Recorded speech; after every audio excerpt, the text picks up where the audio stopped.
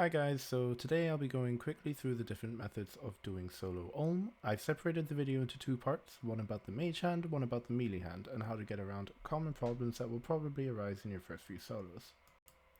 So starting off with the mage hand, first of all you're going to want to make sure that your trident is on accurate, because if it's on long range you won't be able to get the running down correctly. And I'll also go on to talk about what tiles to use and what happens when you splash.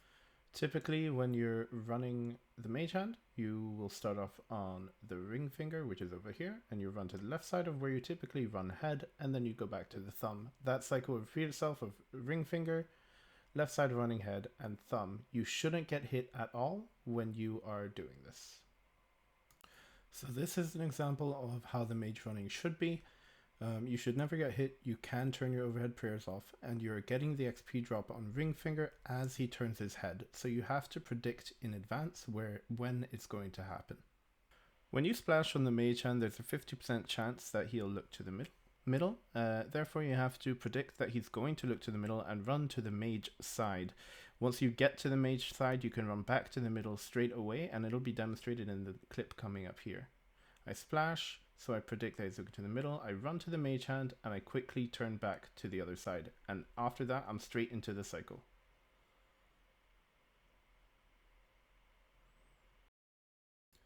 So in this part, I'd like to talk about the Olm's attack cycle before I go into the melee hand. And every one of these events, if we were to call them that, happens every 4 ticks, which is the same speed as a lance. So he'll always attack with an auto, an empty event, an auto, or a crystal. Typically in a trio, this empty event will be characterized as him turning from mage side to melee side or melee side to mage side.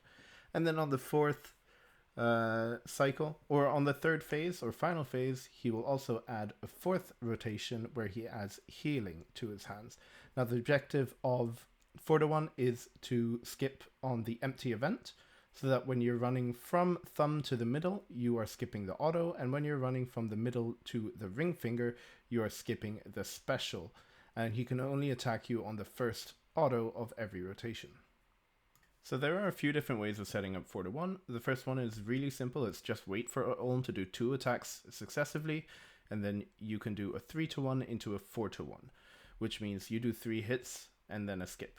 You can either do a 3-1, as in, for example, if you have crystals, you attack on the first auto attack after crystals, attack on the empty event, attack on the next auto attack, and therefore you know that the next attack is going to be another special. If you skip the special, you'll be into the 3-1 cycle, so you do 1 3-1 into a 4-1.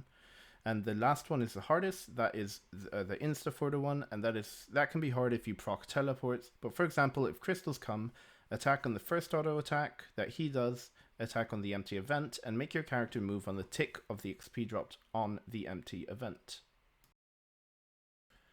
In this next clip, I'm showing up the first example where he does 2 auto attacks in a row. There's the first one, there's the second one, I skip, I do a 3-1, there's 1 hit, there's 2 hit, there's 3 hits, and I skip. In this next clip, I'll show you a 3-1, and so he has an auto attack, and I know he has an empty event, an auto attack, and since it's an auto before a special, we do a 3-1, there's 1, there's 2 hits, there's 3 hits, and now we're in the 4-1 cycle. We can just do 4 hits from now on. 4-1 is done by having your last attack on the empty event, which I will show you here. I attack, I see an empty event, there's an auto attack, I skip the special running to ring finger, and now I'm already into the 4-1 cycle. So I'll do 3 hits, there's the 4th hit, skip the empty event, skip the special, and I'm in the 4-1 cycle.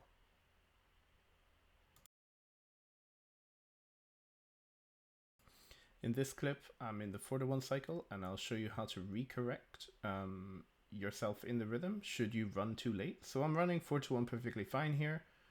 Acid Trail can be a bit scuffed, but basically what happens is I run back 1 tick too late, so he can see me and attack me. What I do is I run back to the left side of where I normally run head, and I reset my cycle. Anyways, that's the end of the guide. Thank you guys so much for watching. There's a probability that you won't understand this, so you might have to watch it again and again. If you do want a full in-depth guide, synq has one of the best guides out there, and I highly recommend you watch it if you don't understand this quite yet. But once you get into solos, you'll start understanding a bit more. Thanks for watching.